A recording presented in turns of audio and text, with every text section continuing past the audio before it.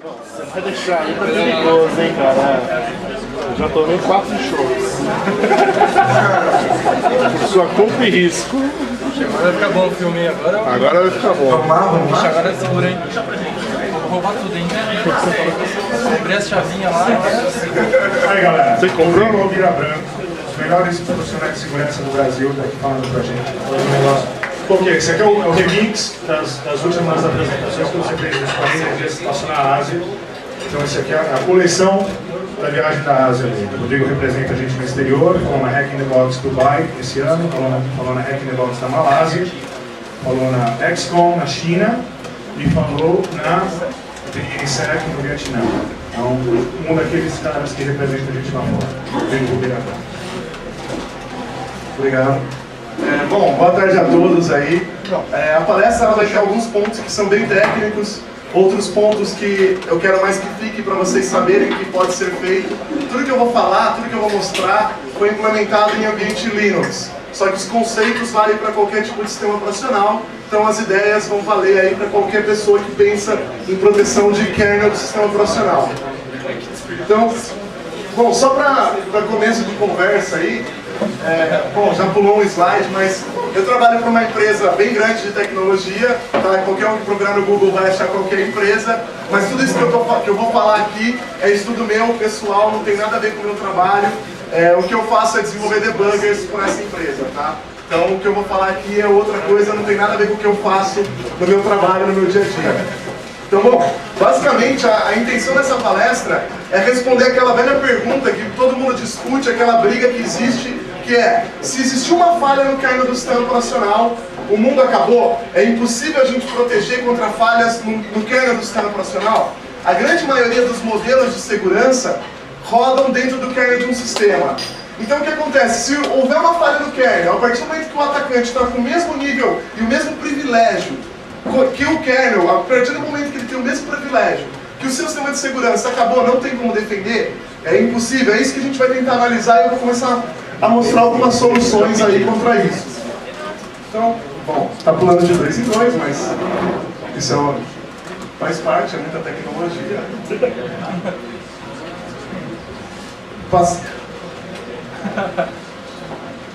Passar esse... É impossível. Enfim, aquele slide não é importante para vocês perceberem. Bom, basicamente, o que o outro slide e esse slide estão tentando passar aí é o que? Todos os sistemas de segurança, eles atuam tentando impedir que o usuário do Ring 3, ou seja, sem privilégios, passe a ter acesso ao Ring 0. Todos os sistemas, quando tentam pensar em proteção do sistema operacional, tentam evitar essa elevação de privilégios. A gente sabe que os modelos hoje de prioridades e de proteção dos sistemas, eles já estão atuando muito forte em termos de você classificar as informações, classificar que software que pode acessar. Dentro da camada de aplicação, a gente tem atuações muito fortes para proteger. Mas para o kernel em si, para atuar em falhas no kernel, hoje é uma bagunça. Então a gente tem iniciativas, por exemplo, da Microsoft, com o PatchGuard, tentando evitar que rootkits interceptem e mudem o kernel do sistema operacional.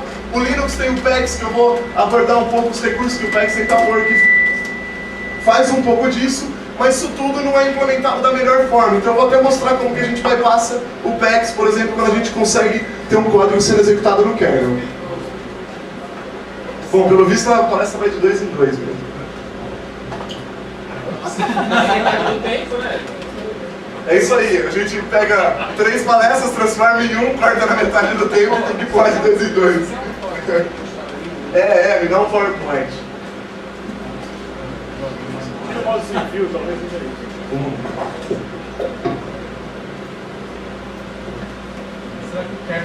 O bom dos padrões abertos é que a gente tem um outro cliente para poder ler PDF. Vamos utilizar o outro leitor de PDF. Muito bom, tá vendo? Como a gente consegue mostrar que sempre tem uma outra opção. Então vamos lá. Qual que é a grande questão? Qual que é a ideia de mostrar uma figura como essa? Todo sistema de segurança hoje, qual que é o problema do que ele está sendo baseado? É a mesma coisa que essa cancela aqui no meio da estrada. De que adianta você ter uma cancela se o atacante consegue passar em volta dela? Ok? Então a ideia nossa é tentar evitar que o atacante tenha sempre uma forma de bypassar. É isso que a gente vai tentar fazer aí. Então, bom, como que começou toda essa briga, principalmente na comunidade de Linux, tem se falado muito sobre a proteção do kernel, a iniciativa aí da Microsoft com o PatchGuard, está gerando muita polêmica. Então eu vou começar mostrando uma análise real de um ataque ao kernel do sistema operacional. Então, no caso, eu vou mostrar uma falha que foi um pointer de reference, que foi uma falha explorada no kernel do Linux, afetou aí os Fedora Core 3, ok? E essa falha, o que acontece? Além dela ser explorada, ela automaticamente desabilitava todos os recursos de segurança do kernel do sistema operacional. Você desabilitava o SE Linux, que é um sistema que garante a integridade aí na camada de aplicação, mas ele não protege o próprio kernel, que na verdade foi o grande problema encontrado, e conseguia desabilitar todos os módulos de segurança do kernel. Então, bom, basicamente o que seria um código de reference? Você consegue mapear uma página de memória, como os sistemas operacionais modernos, eles, no caso Linux e Microsoft, eles não fazem uso de segmentação, que a plataforma Intel, por exemplo, lhe fornece. Se você consegue forçar com que o kernel do sistema operacional, porque tem algum erro, alguma falha, ele tente executar um ponteiro que está apontando para aquela página, de fato ele vai executar o seu código, um código do modo usuário que foi colocado naquela página mapeada. Então, nesse caso, era uma condição de corrida no sistema de arquivos, a falha não é importante, o que importa é como essa falha foi explorada. Então, o que o Spender, para quem não sabe, é o criador do GRSec, é uma das pessoas que tem brigado bastante nessa área. Como que foi explorada essa falha? Basicamente, o exploit dele, depois de mapear o código, quando o código ia ser executado, o que o exploit dele fazia? Descobria qual era o ID da task current, ou seja, quem era o processo dele em execução. Ele desabilitava o SE Linux e o LSM, eu vou mostrar como é que ele desabilitou isso daí, e logo depois ele mudava o ID do current para ser root, ok? Então, o exploit dele, a partir do momento que ele executou em kernel, qual que é a grande questão? O executar o código, ter a falha no kernel, sempre vai acabar existindo, a gente sabe que é impossível a gente tirar todas as falhas. Qual que é o grande problema? O grande problema é que quando ele executou o código no kernel, ele pôde desativar os mecanismos de segurança do sistema operacional.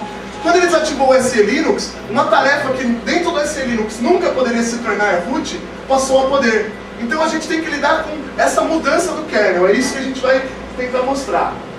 Então, bom, aqui não é Enter, aqui deve ser. Agora eu preciso apertar 2 vezes para poder mudar um slide. Bom, vamos lá. Como que ele fez para desabilitar o SE Linux? Basicamente, como o código dele já estava executando em kernel, e o código dele tinha prioridade para fazer, portanto, o que ele quisesse, porque o sistema operacional não divide isso e não protege o próprio kernel, o que o código dele fazia? Ele procurou uma string para poder localizar e identificar onde estava o SE Linux. Então, no caso, ele simplesmente achou a string de auditoria que o SE Linux imprime no log quando ele detectava um evento. Ele achou aquela string na memória, e aquela string para a variável SE Linux Enable, que é a variável que o SE Linux utiliza em runtime, para poder saber se o SE Linux está habilitado ou não, tem um offset fixo.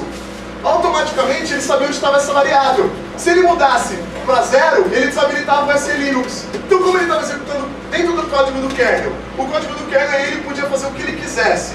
Não tinha proteção. O SE Linux nem sequer marca o kernel como read-only, a área que ele está utilizando. Então ele simplesmente foi lá, mudou, colocou o SE Linux Enable para 0, desabilitou o SE Linux, automaticamente ele começou a procurar por outros módulos de segurança, no caso o LSM. O LSM ele tem um Dummy Security Operations, que é como se fosse um exemplo de um módulo de segurança que não faz nada. Então o que ele fez? Ele simplesmente achou a estrutura principal do LSM da mesma forma, procurando por pattern match na memória, e substituiu a estrutura que poderia estar apontando para um módulo de segurança, apontando para essa Dummy Operations. Ou seja, ele simplesmente, com 10 linhas de código, desabilitou completamente os sistemas de segurança do Linux.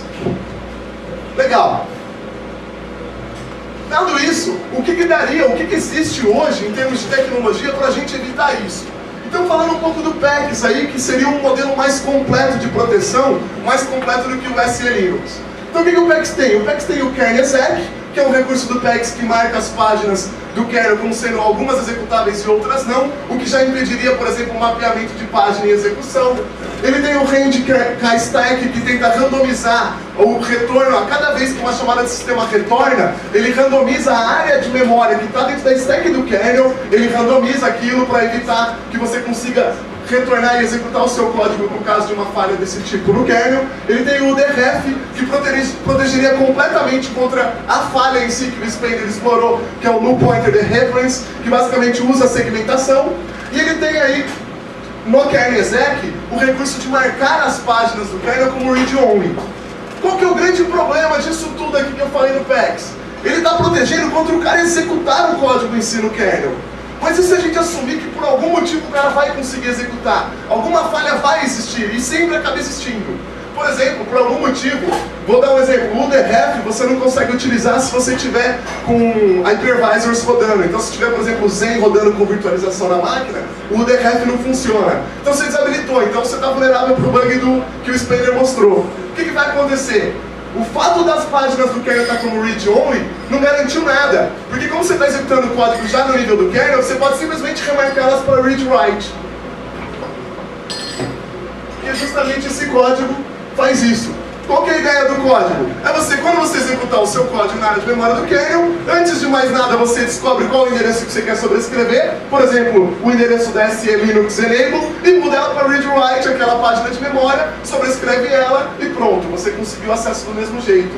Qual que é a grande dificuldade? Como ele está no kernel, ele pode fazer isso. Como que a gente vai evitar ele de fazer isso?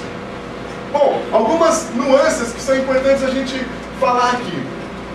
Primeiro de tudo, da mesma forma que ele está utilizando para localizar elementos na memória do kernel do sistema operacional, ou seja, por pattern match, a gente poderia até ter um sistema, um watchdog rodando, que também procura por patterns e pontos específicos que são importantes para nós no kernel, para poder monitorar. É uma das ideias que o PatchGuard tenta colocar para checagem de integridade do sistema. Obviamente, se você está lidando diretamente com o código do sistema, você pode embutir isso no código. Se você estiver fazendo, no caso, um módulo de kernel, por exemplo, que é independente do sistema operacional, você vai ter que localizar patterns mesmo.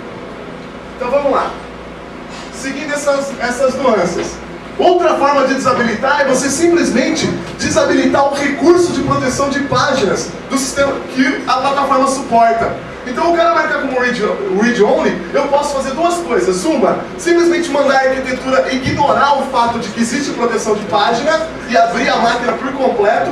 Nesse caso, qualquer um conseguiria gravar nessas páginas, ou remarcar como read-write. Então eu coloquei aqui os dois códigos aí só para uma simples conferência de vocês. Então qual que é a grande questão aqui? Se o cara executou o código dentro do kernel, ninguém mais protege, tá? Os sistemas atuais, eles não servem, eles não conseguem proteger a partir de que você executou. E muita gente tem falado o quê? Que a única forma da gente proteger é colocando um hardware adicional. A ideia aqui da apresentação é mostrar que com o que a gente já tem, hoje olhando a plataforma Intel, e depois eu vou falar rapidamente na plataforma Power, como que a gente pode fazer essa mesma coisa sem esse hardware adicional, usando o hardware que já existe. Então, bom, como que começou tudo isso? A história de proteger o kernel do sistema operacional começou com o Timothy Lawless, que foi o criador do Sun Michael. Ele criou um modelo, na verdade, que era para proteger aplicações, que era o Sunjude, que era um software que simplesmente tentava evitar que uma aplicação de modo usuário ganhasse privilégios que ela não teria. O Sunjude logo foi atacado diretamente atacando-se o kernel do sistema, então ele bolou o Sun Michael.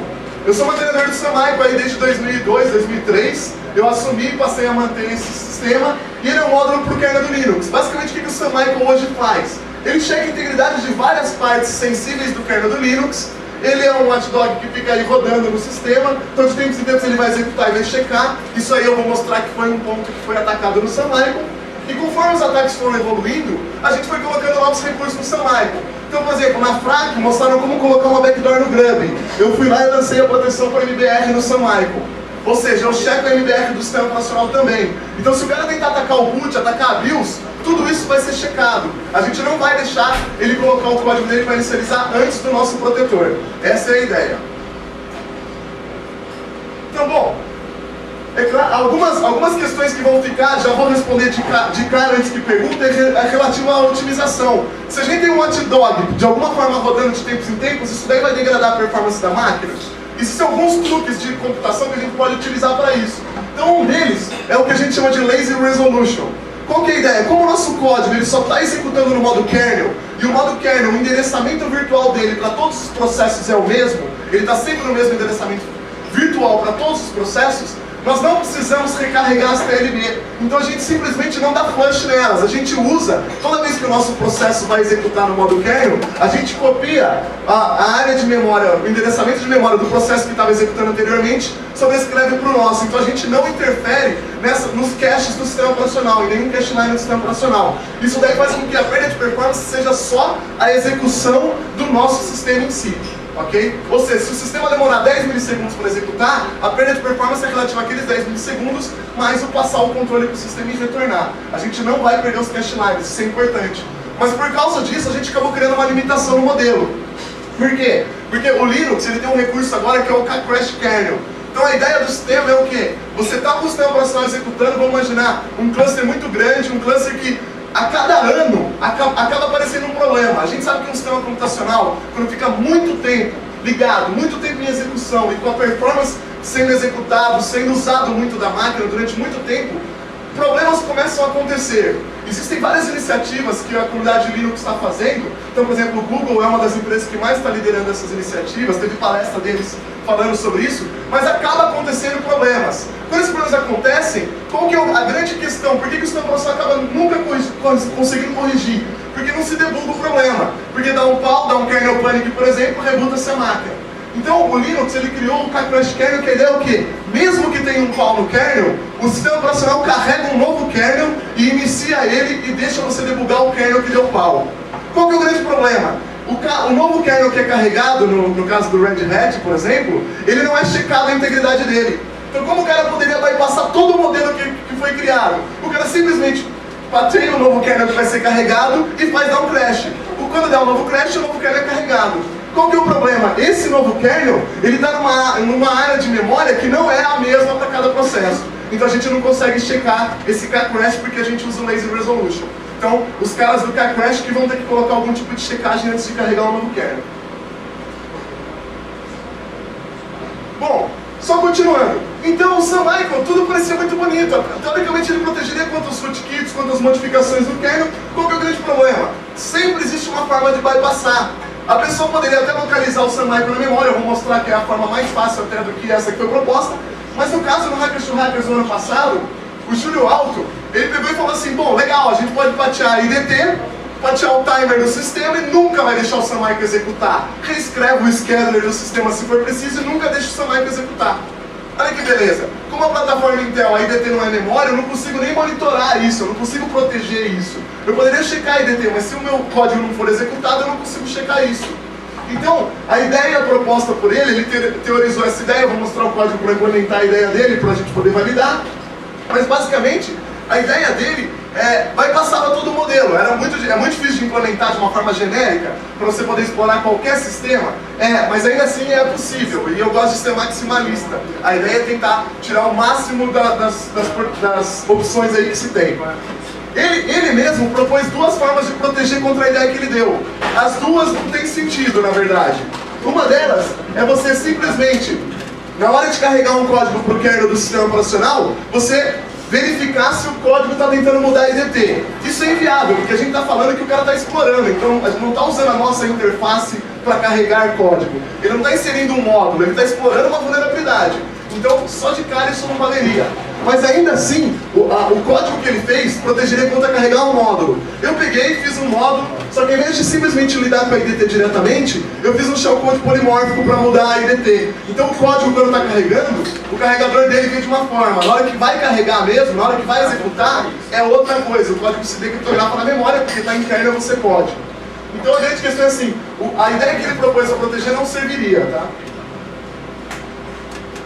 Então vamos lá. Bom, basicamente, carregar uma nova IDT, tem instrução assembly para fazer isso.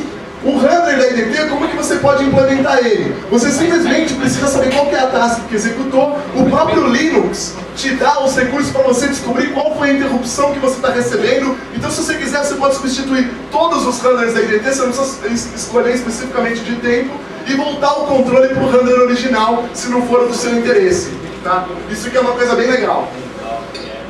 Também coloquei como que funciona a entry que você vai estar utilizando para poder substituir. E basicamente você vai substituir todas as entradas no looping e você vai chamar o seu handler otimizado. Então com isso você consegue fazer um código que é pequeno, que vai estar utilizando a outra área de memória e não a área que estava específica para o handler. Então não precisa ser do mesmo tamanho, não precisa petear a memória. Tudo isso aqui funciona mesmo se a memória as áreas de memória tiver read-only. Tá? Então isso daí foi a proposta que ele havia dado, eu só implementei.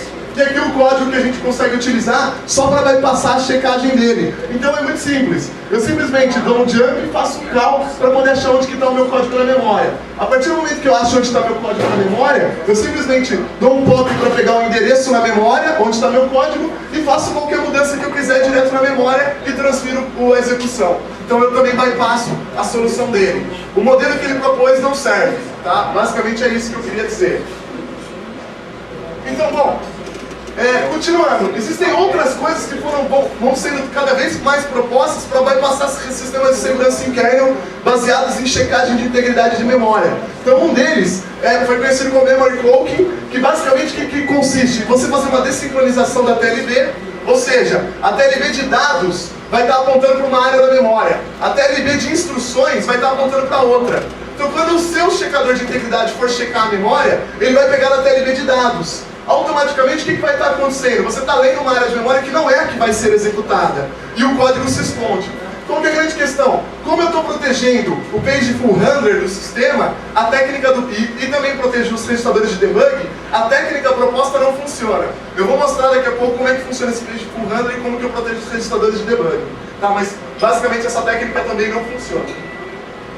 Então, bom, a melhor forma que existia de bypassar o SAMICA, que ninguém nunca implementou, tá? Era simplesmente você ler as VMAs do sistema, porque se está usando memória, está lá. Você simplesmente lê as VMAs do sistema e encontrar um padrão de bits de execução ativada, áreas de memória com execução ativada. Isso daí tem um pattern, é um padrão. Você consegue identificar onde está o SAMICA e simplesmente arranca as VMA dele. Ele nem sequer estaria mais na memória. Tá? Você simplesmente tira. A Joana mostrou para o rootkit dela, virtualizado, a ideia de você utilizar uma nova page table especificamente para o seu código. Eu vou implementar isso no SAMICA, mas ainda não implementei. Mas essa já era a forma mais fácil de tirar o SAMICA. Então a gente também tem que proteger contra isso. Tá? Bom, então, qual que é a ideia? Onde que a gente precisa ir? A gente precisa ter um ring -1 aí. Né? A gente precisa ter alguma coisa que seja mais do que ring 0, que nem o ring 0 possa fazer. Por isso que todo mundo falava, ó, vamos colocar um novo hardware aí que fica checando. Vocês sabem que mesmo esses hardwares ligados em PCI, que lê a memória, checa a memória, esse tipo de coisa, tudo já foi bypassado. Porque você consegue controlar o acesso das portas. Então qual que é o grande problema? Tudo que foi implementado foi bypassado. Aí tinha que se bolar um novo modelo. Eu estou trabalhando nesse modelo há muito tempo. Quando eu divulguei ele a primeira vez em Dubai, ele estava ainda muito cru, não tinha quase nada, tá? Só tinha as ideias, mas como o Júlio Alto havia divulgado no Hackers to Hackers em dezembro, eu precisei sair correndo para já mostrar que a gente tinha alguma coisa para proteger. Agora o modelo já está muito mais maduro. Qual que é a ideia? A ideia é utilizar o System Management Mode da arquitetura Intel. Eu vou mostrar que a arquitetura Intel tem 4 modos de operação. Mas basicamente o que eu gosto de mostrar é que na documentação da Intel tem muito disso, né? Tal coisa pode ser usada também para outros propósitos. Então pode ser usado para controle de energia, para gerência e outras coisas. O outras coisas para mim sempre é bonito. É igual quando eu vejo um desenho e tem uma seta de um elemento indo para outro porque é uma chamada que está fazendo com uma outra rotina. Eu sempre acho que ali dá para a gente inserir código. É a mesma coisa aqui. Quando eu vejo outros propósitos eu falo, bom, que outros propósitos? Então a ideia minha é o quê? Vamos ver o que dá pra gente fazer com essa SMM. Então, bom, continuando. Qual que é a ideia dela? Basicamente, a SMM permite que você tenha uma interrupção específica que é a SMI. Quando a SMI executa, o sistema só vai mudar de modo de operação, ele vai passar para o modo da SMM, que eu vou explicar quais os limites que a gente tem ali dentro. E você vai ter o controle. Essa área de memória da SMM, ela é uma área de memória protegida. Ela é protegida pela própria arquitetura. Não é que é um hardware adicional, a própria arquitetura te oferece isso. E os únicos elementos que você teria para poder escrever nessa área de memória, que é o que a gente vai usar para poder escrever nela, você consegue local, ou seja, a pessoa não consegue mais mudar, a menos que reinicie a máquina. Como a gente está protegendo a BIOS, está protegendo a MBR, a gente não deixa o cara mudar nada que está na inicialização da máquina. Então a gente consegue fazer um modelo que parece ser bom. Vamos continuar para ver. Só parecer ser bom não é suficiente, né? Então vamos lá. Basicamente, como que funcionam os modos de operação aí numa arquitetura interna? Então você tem o modo real, o modo protegido, o modo virtual e o modo SMM. Para você ir de qualquer um desses modos para SMM, para o nosso render SMM, você precisa ter um SMI sendo gerado. Eu vou mostrar como que a gente pode gerar esse SMI. Tá? Para você retornar do SMM para o modo normal de operação, você vai ter um RSM, uma instrução RSM. Legal. Qual que é a grande questão? A grande questão é que quando você tem o computador vai passar para o modo de operação do SMM, como ele pode vir de qualquer lugar, e não importa o que ele está fazendo, ele vai passar o controle para a sua SMM, para o seu código no SMM, ele precisa salvar todo o estado atual.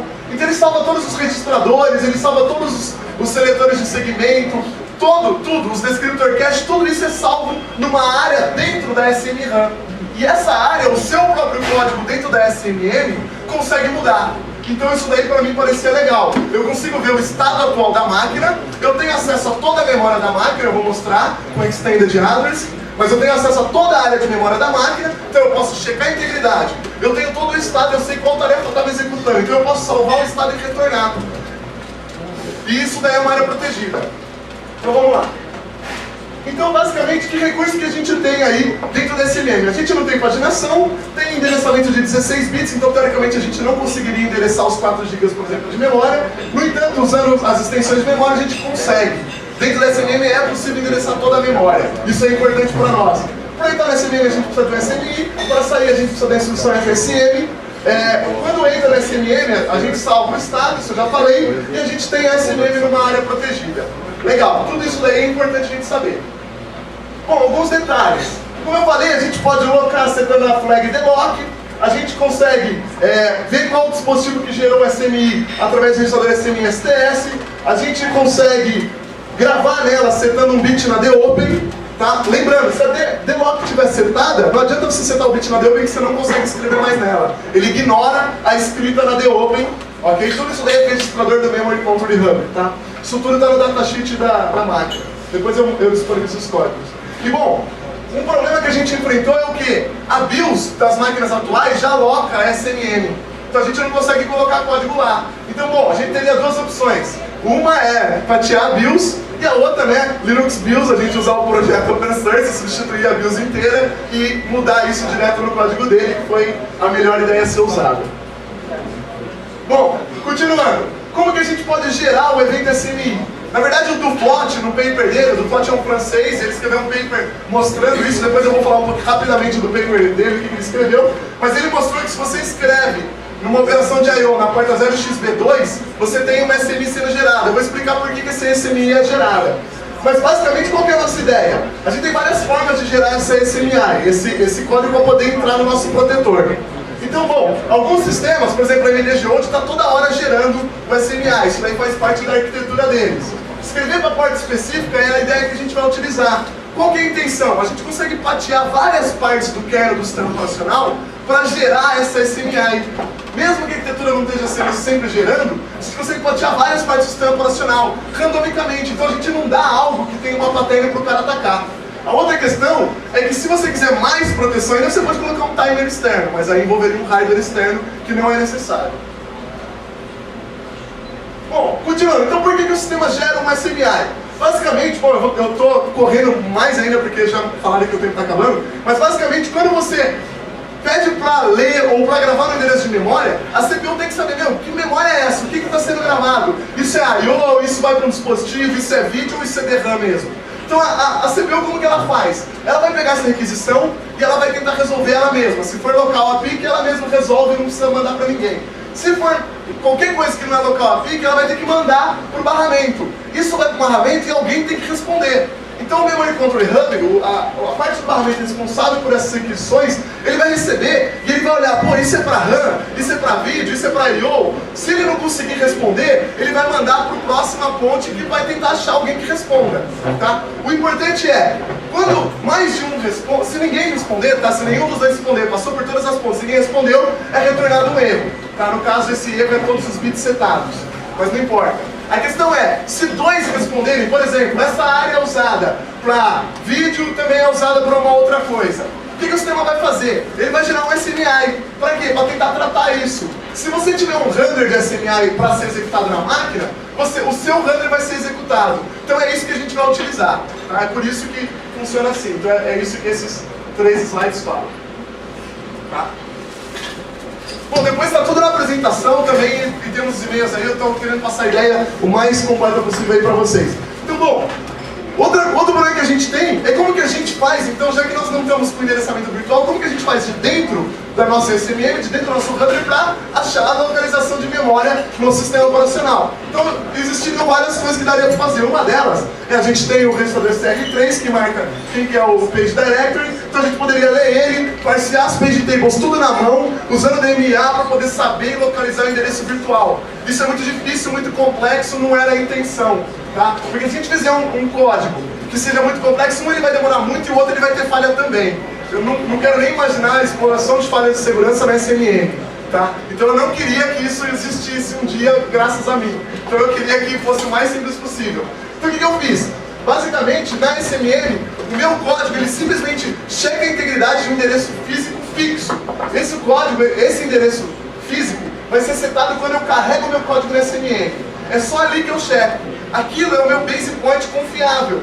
Eu checo a integridade daquilo e retorno o controle, de novo usando RSM, eu retorno o controle para aquele código que eu já chequei. Então aquele código já checado, ele vai começar a checar o resto da memória. Tá? Então a SMM não pode ser mudada porque o hardware protege, a SMM checa um primeiro código que já está dentro do código do sistema operacional, mas vai checar a integridade dele, tá ok, transfere o controle. Por que consegue transferir o controle? Porque dentro da SMM a gente já tem o Saved State Mapping, que é o mapa de quem estava executando. A gente simplesmente substituiu o EIP, que é a instrução que seria executada, a gente vai fazer com que o nosso código execute. Tá? Então, retornando a controle aí para o sistema operacional. Bom, continuando. Isso aqui são algumas coisas que eu coloquei para vocês poderem estudar e ler o que tem dentro da SMRAM de vocês aí na máquina. Tá? Mais como uma curiosidade. Esse aqui seria o código do handler. Percebam que ele é um código de 16 bits. Basicamente eu vou ter o endereçamento que eu vou estar utilizando, eu vou substituir dentro do offset no Saved State Map, que é o endereço que vai ser executado quando eu retornar. Eu vou ter um código de checagem, que é um código simples, você pode pegar um SHA1 para colocar, no caso eu estou utilizando SHA1, tá? E você retorna. Quando você retornar, quem que vai ser executado? O endereço que você especificou no Saved State Map, ele vai ser executado. Tem algumas nuances, porque você tem que salvar o estado atual, porque quando você terminar de executar o seu código de proteção, ele vai ter que retornar o que estava fazendo. Então tem algumas nuances, mas é relativamente simples de implementar.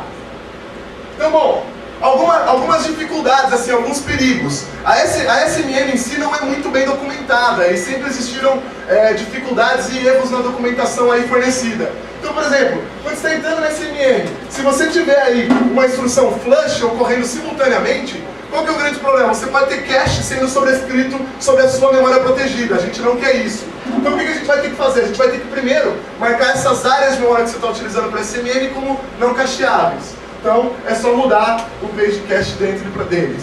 Ok? Legal. Qual que é a grande questão? Então a gente tem que cuidar de todos esses sincronismos para não sobrescrever. Hoje a BIOS de todos os sistemas que eu testei já faz isso por nós. Tá? Quando você define uma área de memória para ser da SMRAM, ela automaticamente não vai fazer cache. No entanto, eu estou setando ainda assim como para não fazer o cache, porque eu não sei que sistemas antigos aí que vão ser executados. Bom, legal. Então o log da SMM, como eu falei, aqui eu simplesmente coloquei para vocês verem aonde que a gente consegue setar, quais são os bits, etc. É mais uma coisa mais técnica para vocês saberem, tá? Ah, uma coisa importante. Quando a gente loca a SMM, não quer dizer que a gente evitou que o sistema gere a SMI. O sistema operacional, a arquitetura, ela tem um SMI em. Esse registrador, se ele não for setado, ele desabilita a geração de SMIs por parte da arquitetura. Só que ele também pode ser locado, então não se esqueça que tem que locar tanto a SMM quanto o SMI em, que é o gerador aí dos SMIs. Legal. Isso aqui é um código que eu peguei só para vocês verem que vários projetos já estão locando a BIOS. Isso daqui eu peguei do Linux BIOS. Para AMD, ele loca já a SMM. Ou seja, a gente tem que pegar, você vai estar utilizando o Linux BIOS, por exemplo, você vai ter que pegar o código dele e mudar para ele não locar mais a SMM. O seu código, depois que carregado, é que vai locar ela, senão não vai funcionar nada. Bom, algumas porções do modelo poderiam passar desapercebidas. Por exemplo, e proteção em tempo real. Legal, a SMI vai estar sendo gerada, partes do sistema vão gerar SMI, você tem de tempos em tempos SMI sendo gerado, tem os timers rodando. Mas e proteção online? O cara mudou, eu quero detectar. Dá para fazer? Bom, dá para a gente usar os registradores de debug. Como eu falei, a gente vai ter que usar eles de qualquer forma para proteger contra o memory cloaking, que eu havia mencionado. Então, para proteger isso, como que a gente vai fazer? Basicamente, a plataforma ela tem do registrador do 0 ao 3 que você vai utilizar, que serve tanto de watch point quanto write point, etc., dá para breakpoint. Como a gente tem aí o DR7, que é um registrador que controla os registradores de debug. Então, no bit 13 dele, você tem um General Detect. Qual que é a ideia desse bit? Se você setar o bit 13 no registrador de debug DR7, o que vai acontecer? Toda vez que alguém mexer em qualquer registrador de debug, vai gerar uma exceção de debug. Tá? Então o que eu fiz? Eu implementei um handler para exceção de debug, tá? Coloquei na máquina e eu seto o bit 13. Se alguém tentar usar o registrador de debug para qualquer motivo, vai gerar uma exceção que eu estou tratando. Então, bom, um pouco da teoria foi isso aqui que eu falei, tá? Então basicamente você tem os registradores de debug, você tem do 0 a 7, mas o 0 ao 3 só que você utiliza para watch point e breakpoint, tá? Você tem mais dois do que é MSR, que serve para poder gravar qual foi a instrução que gerou o debug para esse tipo de coisa. Você tem no CR4 extensões de debug que você consegue utilizar na plataforma, que permite você conseguir colocar pontos de debug, inclusive em portas de I/O. Isso é outra importância que a gente precisa. Por quê? Porque se eu simplesmente colocasse o meu handler e tivesse tudo ok, o que aconteceria? O cara colocaria um registrador de debug monitorando a porta de I/O B2, que é a que eu utilizo para gerar o SMI, e o que ele ia fazer? Toda vez que eu fosse executar o meu handler, na verdade executava o código do cara. Tá? Então eu não podia deixar mesmo ele mudar os registradores de debug. Para isso você vai ter que utilizar os recursos que a plataforma te dá, mas tudo isso já existe. Os registradores de debug só podem ser mudados pelo ring 0, só que mesmo o ring 0, se o DR7 está setado e o cara tentar mudar qualquer registrador, vai gerar exceção de debug, que era o que eu queria. Então mesmo que o cara tenha ring 0, continua protegido aí a ideia. Então bom, aqui só continuei alguns detalhes, tá? Então isso aqui é só o código que eu usei para setar e ler os registradores de debug, nada demais. Aqui eu coloquei, bom, algumas questões. Quando você executa, quando alguém tenta tocar em algum registrador de debug, isso gera exceção de debug, e dentro da exceção de debug, você vai ler o DR6 e vai ver se o cara estava tentando mudar algum registrador. Se o cara estiver tentando mudar, você tem várias opções. Uma é você verificar se aquele ponto que ele quer monitorar você vai deixar, e se você deixar, você pode emular o monitoramento via software debug. Tá? Então você não precisa remover o recurso da plataforma, porque a gente está utilizando um sistema de proteção. Vai tornar o debugging ali naquela máquina mais lento? Vai, mas ainda assim o debugging vai funcionar. Isso aqui é uma coisa que é importante de salientar, não vai ter impacto em termos de tirar o recurso de debugging da plataforma. Tá? Bom, como eu falei, você tem no CR4, você consegue ativar as extensões de debugging que o sistema operacional tem, que a plataforma tem, desculpa, e você consegue monitorar inclusive I/O aí com os registradores de debugging. Então, bom, várias questões que eu coloquei. Então, na verdade, você precisa especificar também qual o tamanho da instrução que você está monitorando, porque aqui a gente está setando os registradores de debug direto na mão. Então, tudo isso você vai ter que falar para a plataforma. Você não consegue usar as interfaces do sistema operacional porque você está dentro do kernel e não quer confiar no kernel. Tá? Então, você tem que falar, por exemplo, se você colocar um registrador de debug apontando para uma área e quando ela for executada você quer monitorar, você tem que falar que você está monitorando um byte só. Se você monitorar mais de um byte, o que vai acontecer? A plataforma, os guidelines da Intel dizem que coisas estranhas podem acontecer. Coisas estranhas nunca são interessantes. Então, bom, alguns problemas de compatibilidade. Tudo que eu falei é plataforma Intel, mas e aí? Existem outras plataformas, né? Sim, existem outras. A grande maioria das outras plataformas não Intel suportam firmware. E o firmware oferece muitos recursos dessa plataforma. Então eu quis pegar e também tentar analisar um pouquinho o que essas outras têm. No caso, como eu trabalho numa empresa que desenvolve hardware, né? Inclusive outra plataforma tinha a ver eu pegar um hardware dessa empresa. Né? Então, bom, só continuando então. Como é que o sistema faz o handler de pageful? Basicamente, o pageful handler que vai ser executado no sistema, ele vai checar o endereço falho no CR2 e simplesmente vai verificar se esse endereço que causou exceção é o mesmo que o EIP atual. A gente sabe que é uma tentativa de execução numa página que não está presente. Então a gente consegue saber se a página não está presente, se a página está marcada como read-only, tudo dentro do gerenciador de exceções aí da máquina. É isso aqui que foi feito, tirando esse cara aqui, que você consegue fazer um memory cloaking aí para você poder colocar a execução. Então, bom, continuando. Como que as interrupções então são tratadas? Eu vou começar mostrando aqui, tanto agora na plataforma Intel e na plataforma Power, como que é feito o tratamento aí de interrupções. Então, bom, vamos começar pela System Call. Então, uma System Call hoje, na plataforma Intel, você tem a Software Interrupt 0x80, que é um int80 que você vai executar, e ele vai ler o EAX para ver qual que é a System Call, etc, e vai jogar isso para o Rambler. Você também tem um novo modelo, que é com VSysCall, que basicamente você tem endereço mapeado no modo usuário e usa sysenter e sysexit. Aqui eu só vou falar do modo antigo, que é com as int80, tá? Até porque aqui, como está usando memória mapeada no modo usuário, eu não consigo monitorar usando o Sun Micro em si. Tá? Então vamos lá. Como é que o sistema operacional, como que o Linux cria isso? Ele coloca o System Gate, que simplesmente é o código que quando você recebe uma int80, ele é executado, ele vai pegar o valor que está no EAX, vai comparar com a tabela de System Calls e vai executar o handler específico daquela tabela. Isso tudo está definido dentro do int.s. Qual é a grande questão? O System Gate ele é definido na IDT. Tá? Ele é definido na IDT na plataforma Intel. Ou seja, como a IDT não está em memória, não é um elemento na memória, ele é um registrador que você seta, qual que é o grande problema? O cara pode simplesmente apontar para a IDT em outro lugar na memória. Eu não tenho como monitorar essa instrução, porque embora ela seja uma instrução privilegiada, eu não tenho como controlar alguém a utilizando. Se eu pudesse falar assim, ó, quando o cara usar uma instrução que mexe na IDT, executa o meu código, acabaria os problemas da plataforma Intel. Não precisaria me preocupar com a SMM, mas a Intel tem essa desgraça que o cara pode mexer. Na plataforma Power não.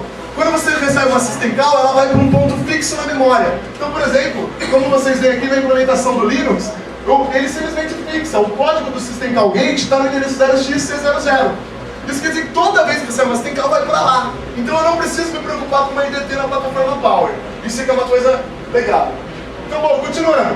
As interrupções de tempo da plataforma Intel e da plataforma Power são muito similares no modo de tratar. Ambas usam decrementadores. No caso da plataforma Intel, você tem um decrementador de 16 bits que você pode gerenciar. Quando ele atinge 0, ele simplesmente executa a interrupção. A plataforma Intel ela usa chip para isso, isso daí vai estar gerando a interrupção para o processador. Qual que é a grande questão? O grande problema da plataforma Intel, de novo, depende da IDT, quem é o cara que recebe essa interrupção de tempo gerada. Isso quer dizer o quê? Aquela técnica de você mudar e não deixar o seu micro executar funciona na plataforma Intel, porque o modo como ela tem de interrupção vamos dizer assim, é incontrolável. Na plataforma Power, novamente, a interrupção gerada pelo tempo, ela vai para o endereço fixo, 0x900. Isso quer dizer o quê? Que se eu monitorar aquela área de memória, simplesmente acabou, eu matei, ninguém consegue evitar que o handler seja executado. Como que eu posso monitorar aquela área de memória? Colocando o watchpoint ali. O cara mudou, executa o meu código que está verificando. Mas como a vida não pode ser tão bonita, eu vou mostrar que existem alguns problemas nisso. Bom, então, como resumo, na plataforma Power, a gente não tem o problema da IDT. A gente só tem que proteger memória mesmo. Qual é a grande questão? Qual que é o problema? O manual da arquitetura Power, ele define que não necessariamente você tem que ter debugging, tá? Por hardware. Não necessariamente na plataforma Power você vai ter. Isso daí gerou um problema, tá? A ser resolvido em plataformas Power que não tenham suporte a debugging.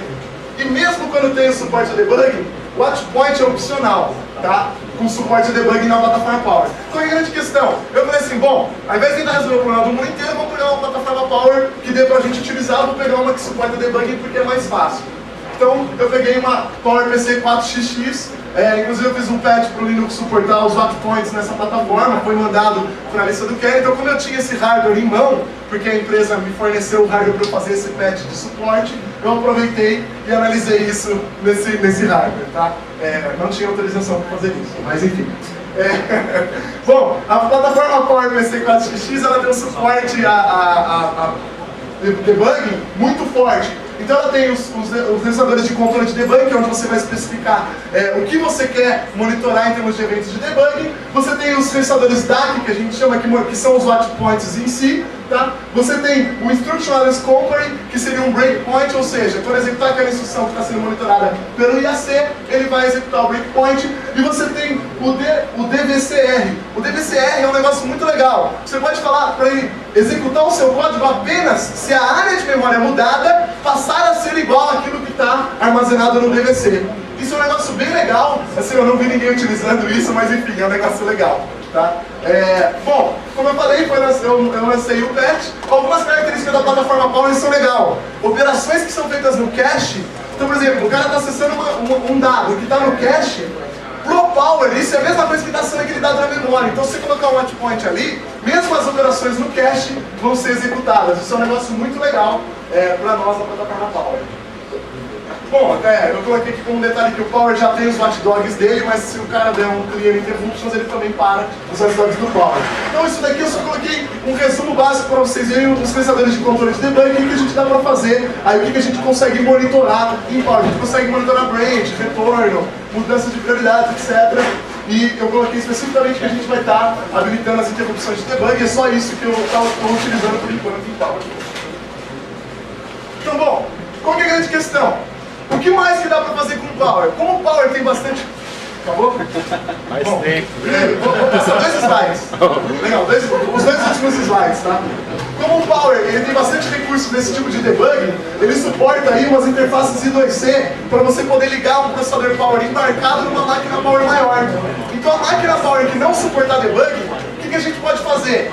Liga um processador, por exemplo, um 405EP, um processador pequeno, para embarcados Power, liga ele na máquina da interface I2C e utiliza os próprios recursos do Power para monitoramento de memória. Então a gente consegue checar a integridade mesmo de um equipamento que não suportaria, mas aqui a gente precisa de um hardware externo. Então, bom, tinha mais algumas coisinhas que eu ia brincar lá com vocês, que eu ia falar essa parte de usar SMM para o lado maligno da força, mas...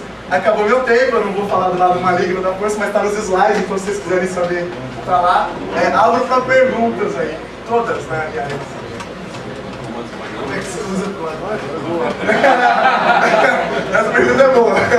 Bom, basicamente a ideia do lado maligno é o quê? Dado que a gente controla o estado atual do sistema, se a gente colocar um rootkit no SMM, ninguém consegue tirar ele, já é um grande problema com a máquina ligada. A grande questão é que se esse rootkit ganhar o controle, se ele for executado, a gente pode simplesmente retornar para uma aplicação que estava executando no Ring 3, só que como o estado dos CPLs, as proteções, os descriptor caches, estão armazenados também na SMM e a gente pode mudar eles, a gente pode fazer uma aplicação rodando no modo usuário, rodar com privilégio de Ring 0. Isso quer dizer que você tem um rootkit linkado na libc, certo? Ou seja, um rootkit feito em Python, rodando com prioridade de kernel. Tá? Isso daí é um negócio bem legal. A ideia do float que eu falei que eu ia mencionar é o quê? É você executar um código no SMM para mudar uma coisa no kernel. Porque isso aí beleza, dá para fazer. Só que aqui não, aqui a gente consegue fazer com que o rootkit, por exemplo, feito em Python, rodando no modo usuário, tenha o mesmo privilégio que o kernel. Tá? Então é um negócio que dá para fazer muitas maldades. Rodrigo, 2 perguntas. Uma, se isso não é uma solução até a plataforma, as plataformas que suportam hypervisor via hardware estarem mais disseminadas. E a outra é o que você acha, não sei se você leu sobre o post do Linus, sobre comparando segurança com a questão do scheduler, né? O que você acha do que ele escreveu lá? Bom, começando pelo Linux, né? O Linux é um excelente programador, o cara é um excelente líder de projeto para o sistema, mas assim, ele não entende de segurança e na verdade na visão dele, as pessoas que entendem estão brigando tanto no kernel do Linux que não chegam a um acordo. Então todo mundo está criticando o trabalho do outro e ninguém está dando uma solução na verdade. Né? Ou todo mundo está querendo impor a própria solução. Então assim, eu ignoro as coisas que ele fala sobre segurança e prefiro pensar nele como um bom programador e um bom gerente de projeto do kernel. Relativo aos hypervisors, inclusive eu abri uma discussão com a Joana, porque um código rodando na SMM conseguiria checar inclusive os hypervisors, tá? Porque o estado dos hypervisors vão estar salvos no Saved State Map. O que ela falou é que o hypervisor consegue gerenciar o SMI. Ele consegue ser um runner de SMI e não deixar o seu código rodar. Só que isso, se ela detectar um SMI sendo gerado, executar o runner dela e fazer o chicken out, que é remover o código dela, o que acontece? Ela perde o determinismo do código, porque a entrada no SMM, a execução do código e a volta pode ser feita num tempo determinado, porque ela é independente de outras coisas sobradas. Tudo vai acontecer, e quando você quer esse tempo direto, como a checador, eu consigo simplesmente no tempo determinado. Aí 110 segundos. Se ela chegar ao eu consigo saber ela fez, porque vai ter mais 10 segundos. Então eu debate na tela, e começa a armamento diário, talvez a gente chega a uma principalmente já ou se não tem uma forma de vida isso. Realmente, se a gente falar mais de segurança, você vai ver tudo. Falando mais para nesse slide, eu falo, já vocês já existem e tal, eu vejo a gente os FIBs, sabe, que são os FIBs são utilizados fazendo máquinas de que é o service mesmo, você você pegar isso e instrumentalmente lá. Aí você realmente usar uma base para isso, uma tarefa, para esse eu concordo. Eu já estou mais daqui,